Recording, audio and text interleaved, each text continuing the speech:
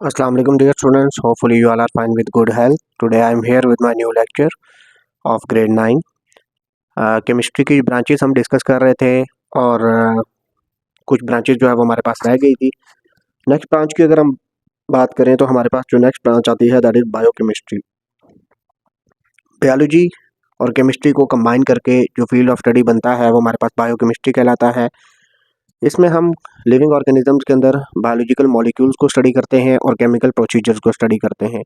For example अगर हम lipids और प्रोटीन को स्टडी करेंगे या फिर हम रेस्पिरेशन या फोटोसिंथेसिस को स्टडी करेंगे तो ये हमारे पास बायोकेमिस्ट्री है। और इसकी एप्लीकेशंस क्या हैं, हम लिविंग ऑर्गेनिजम्स के अंदर बहुत सारे केमिकल फिनोमिना को स्टडी करने के काबिल होते हैं अगर बायोकेमिस्ट्री का नॉलेज हमारे पास मौजूद हो तो। नेक्स्ट हमारे पास जो ब्रांच आती है that is nuclear chemistry. Nucleus हम ये कहते हैं कि it is the central part of atom. Atom का जो सेंट्रल पार्ट है that is called as nucleus. Nucleus के अंदर जो केमिकल रिएक्शंस हो रहे हैं उनको हम इसमें स्टडी करते हैं।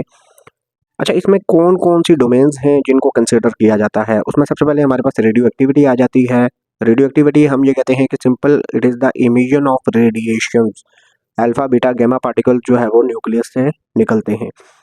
उसके नतीजे में हमारे पास डिफरेंट प्रोसेसेस होते हैं और न्यूक्लियस के अंदर चेंज आता है जिसको हम कहते हैं ट्रांसफॉर्मेशन। ये डोमेन्स हैं जो इसमें इस फील्ड ऑफ स्टडी में कंसिडर की जाती हैं। एप्लीकेशंस की अगर हम बात करें तो हमारे पास जो न्यूक्लियर एनर्जी है, मतलब हम ये कहते हैं कि इससे आप एनर्जी जनरेट कर सकते हैं न्यूक्लियर पावर से। अगर न्यूक्लियर पावर की सॉलिड इंफॉर्मेशन आपके पास मौजूद हैं तो आप उसको यूज़ करके एनर्जी प्रोड्यूस कर सकते हैं।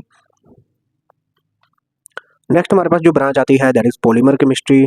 पॉलीमर्स हम ये कहते हैं कि these are the large molecules which are made up of small and simple repeating units.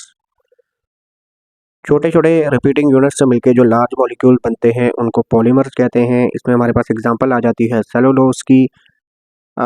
Cellulose हमारे पास जो कॉटन है ना, कॉटन एक तरह का सेलुलोज है और आपको पता है कि टेक्सटाइल इंडस्ट्री में कॉटन की बहुत ज़्यादा सिग्निफिकेंस है।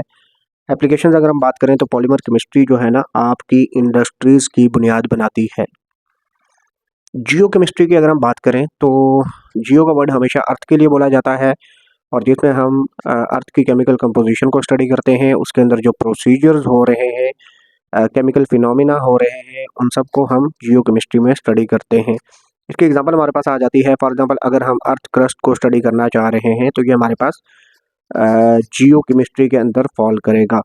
एप्लीकेशंस की अगर हम बात करें तो आपको पता है कि जो अर्थ है it is a rich source of minerals. वहाँ से हम बहुत सारी चीज़ें एक्सट्रैक्ट करते हैं, केमिकल सब्सटेंसेस एक्सट्रैक्ट करते हैं जो डेली लाइफ में हमें फ़ायदा पहुंचाती हैं।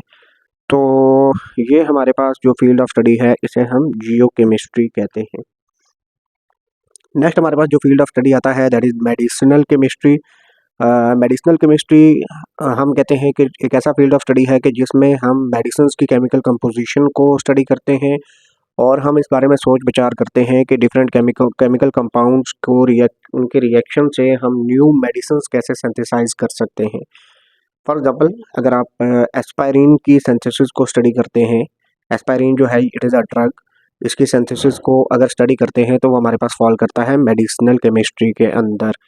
एप्लीकेशंस की अगर हम बात करें तो मेडिसिन आपको पता है कि डिफरेंट मेडिकल फील्ड्स के अंदर मेडिकल ट्रीटमेंट के लिए यूज़ की जाती हैं, ह्यूमन बींग्स की वेलफेयर के लिए यूज़ की जाती हैं। तो हम डिफरेंट मेडिसिन जो है वो प्रिपेयर कर सकते हैं और हमें ये पता होगा कि हम इसकी कितनी डोज जो है वो ह्यूमन बींग के लिए फ़ायदेमंद है। नेक्स्ट हमारे पास जो ब्रांच आती है दैट इज़ एस्ट्रोकेमिस्ट्री। एस्ट्रोकेमिस्ट्री एक ऐसा फील्ड है कि जिसमें हम स्पेस के अंदर, एस्ट्रो का वर्ड हमेशा स्पेस के लिए बोला जाता है, स्पेस की केमिकल कंपोजिशन को स्टडी करते हैं, उसके अंदर किस तरह के रिएक्शंस हो रहे हैं, ये सारा जो फील्ड ऑफ स्टडी हमारे पास आता है इसको हम एस्ट्रोकेमिस्ट्री कहते हैं। एग्जाम्पल हमारे पास आ जाती है। फॉर एग्जांपल अगर हम किसी स्टार की फॉर्मेशन को स्टडी करें कि उसके अंदर किस तरह के केमिकल प्रोसेसेस के नतीजे में हमारे पास एक स्टार बन रहा है तो ये एस्ट्रोकेमिस्ट्री कहलाएगा। एप्लीकेशंस की अगर हम बात करें तो हम एस्ट्रोकेमिस्ट्री को स्टडी करने के बाद स्पेस का एक अच्छा नॉलेज हमारे पास आ जाता है जो एस्ट्रोलॉजी में हेल्प करता है। ठीक है, हम जो है अपनी स्पेस पे जैसा कि बहुत सारी सैटेलाइट्स हम स्पेस में भेजते हैं, तो जब स्पेस का नॉलेज हमारे पास होगा तो स्पेस को हम ह्यूमन वेलफेयर के लिए ज़्यादा से ज़्यादा अच्छे तरीके से प्रोटेक्टेड वे में यूज़ कर सकेंगे।